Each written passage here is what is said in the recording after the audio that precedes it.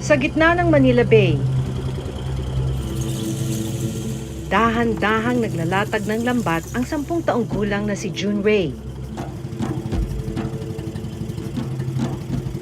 Sa bawat paglalayag ng bangka, umaasa ang bata na may mabibingwit na kahit ilang pirasong isda. Ba't ginagawa mo to? Para matulungan ko pang magulang ko. Wala pa sila pang pangbili ng pagkain po. Ano nila pang ulam. Kasi nagbubuto na po sila. Ikaw hindi ka napapagod? Hindi po. Tapos anong pakiramdam mo pagkatapos mo magpalaot tapos may hawak ka ng pera? Masaya na po. May pangbigay po ako. Para makatulong po. Yung mga ibang bata dyan, naglalaro po. Ako, pag magkapera ako, bibigay ko sa mama ko. Pati po sa mga kapatid ko, kung gusto nila mga pera.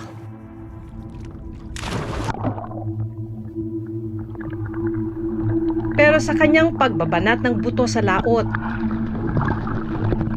may panganib na kailangan niyang harapin.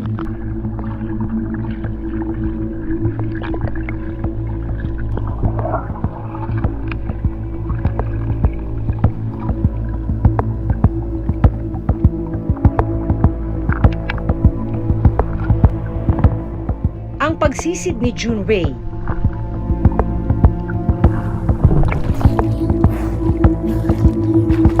May mas malalim pa palang dahilan.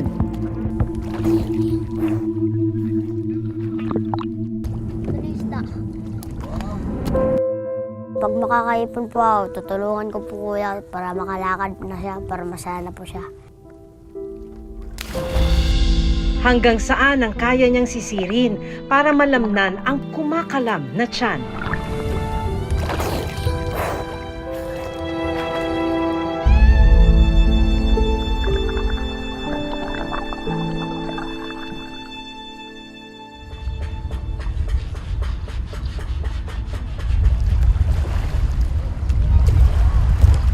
Pagsikat ng araw, gatas at tinapay ang agahan ni June Ray Ronquillo.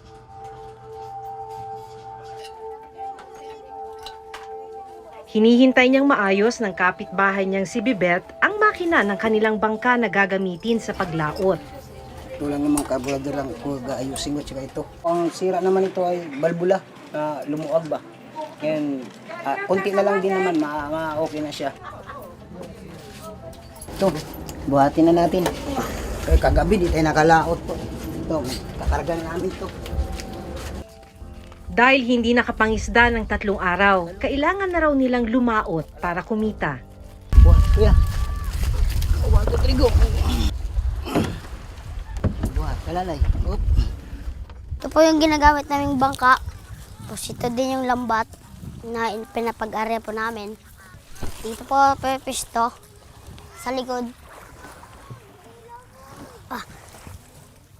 Dito po ako umuupo. Tapos kung lumarga na po, dito ako po.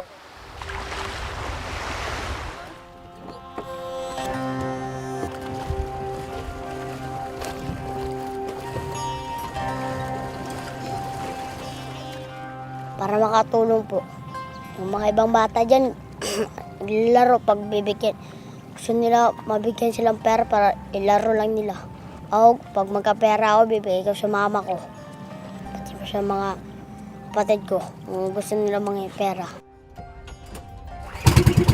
Halos 1 taon na siyang sinasama ng kapitbahay na si Bibet sa paglaot. Masipag talaga siya, saka kursunada niya maglaot, ma'am. Bilib ako rin itong bata na to. Ini-spray niya yung magulang niya, yung mga kapatid niya doon. Kaya pag wala kaming huli, binibigyan ko si kwenta. Nangungulit siya minsan sa akin pag walang laot. Gusto niya talaga, porsigido talaga, ma'am, para kumita siya. Madalas din daw kasing gutom ang bata kaya pursigidong makapangisda. Pagdating sa isang bahagi ng Manila Bay, sinimulan na ni June Ray mag-arya o maglatag ng lambat sa dagat.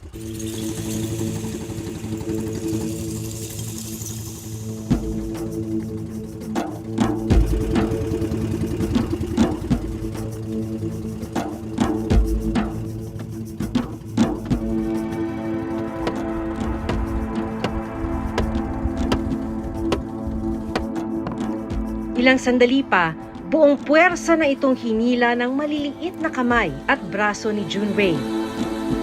Umaasang makahango siya ng iba't ibang klase ng isda. Pero ilang saglit pa, Isirin mo to saya ha. Sir, sumabit. Sumabit Oo, ang lambat natin. sumabit po. Ito ay kukuha na natin to. So Sumabit. pagka ganyan sumabit, anong mangyayari? Papasisid ko po to kang Bisaya. Yung si kuan. John Ray. Junri po. walang alinlangang tumalon si Junrei sa tubig.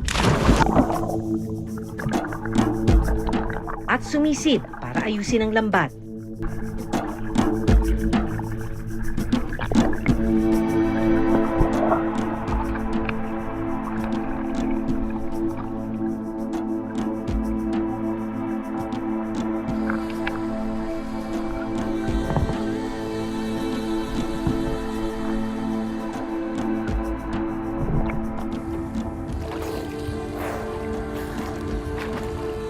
Nang makuha ni Junrei ang nagbuhol-buhol na mga parte ng lambat, dahan-dahan niya itong inayos.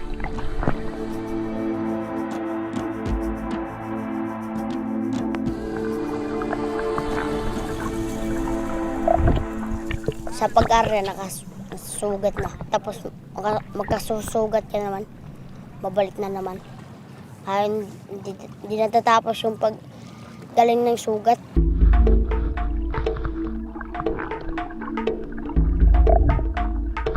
Maya-maya pa, kinuha ni Junrei ang ilan sa mga isdang pumasok sa lambat.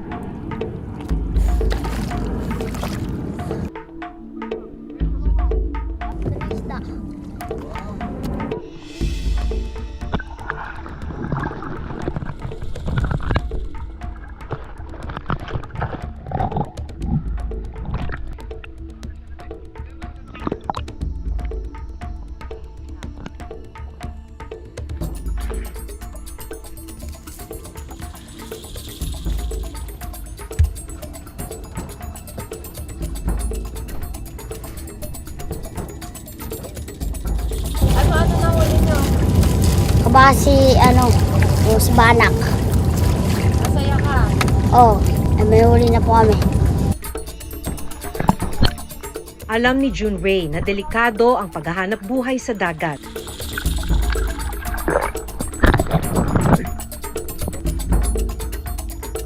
Sumisisid siya sa lalim na 15 talampakan ng walang kahit anong safety gear. Pero ito lang daw ang tanging paraan para may maiuwi siya para sa kanilang pananghalian.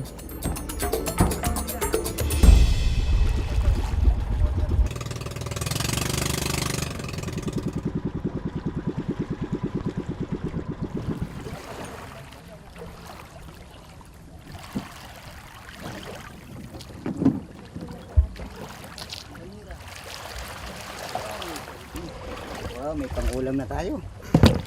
Pagbalik sa dalampasigan, wala pa sa kalahati ng batya ang huli ni na Junrei at Bibet. Kaya nagpasya na lang silang paghatian ang mga nahuling isda. Anong gagawin mo dyan? Bibigay ko po sa magulang ko. Ate po kami Yan, bibigay. at okay lang sa akin para may siya. May ulam naman doon sa bahay, huli namin kanina. Hindi nyo na pwede pagkakitaan to? Hindi na, okay na yan. Kahit na po umuwi, bibigay ko na po sa magulang ko.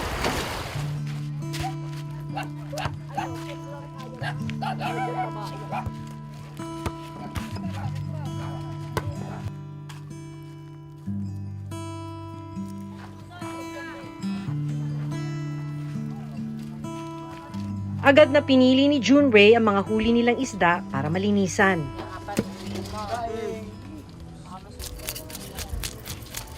Nagpapahinga naman din po. Papahinga para sa mamaya naman para hindi mapagod sa paglalaot.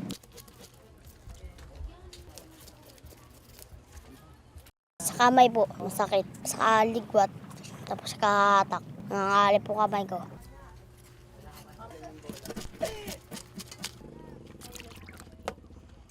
May mga sugat din siya mula sa pag-aayos ng lambat sa ilalim ng dagat.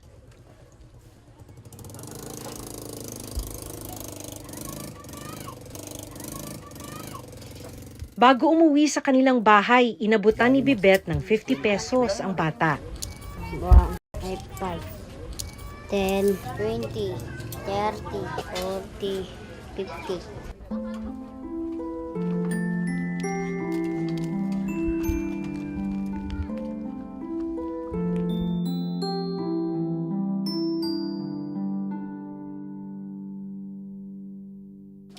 Ang pera, pinambili ni June Ray ng 1 kilong bigas Bili po ng bigas. Ha?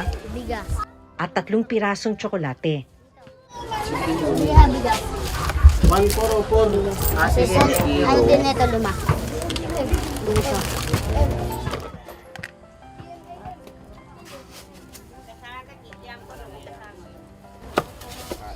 May expo si Kanisang ko. Salamat.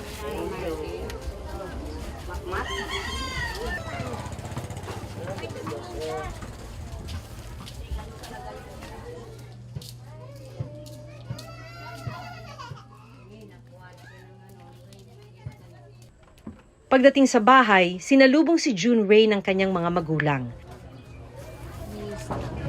Nagbihis ka?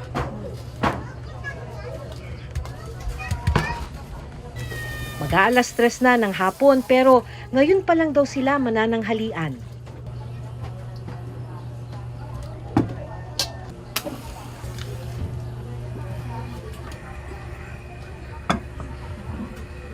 Kwento ng ina ni June Ray na si Mirasol, natanggal sa trabaho bilang janitor ang kanyang asawa nang magbawas ng tao ang pinapasukang kumpanya.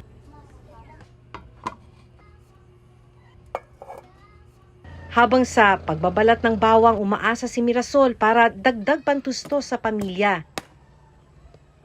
Pero hindi raw ito sapat. O maano yan yung bata na yan? Sus, kahit dati pa sabihin na daw maliit pa yan, 5 years old.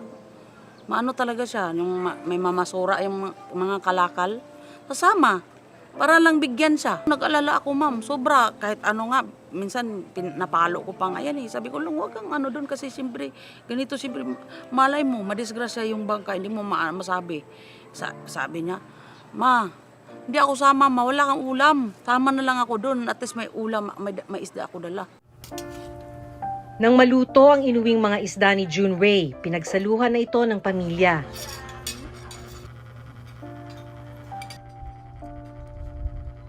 Dito na namin nalaman na may mabigat pa palang dahilan si June Ray sa kanyang maagang pagbabanat ng buto. Ang 18 taong gulang na kapatid niyang si James may karamdaman na hanggang ngayon hindi pa rin matukoy. Ni minsan, hindi pa raw napatingin sa ospital si James. Hindi po siya nakakalakad lang.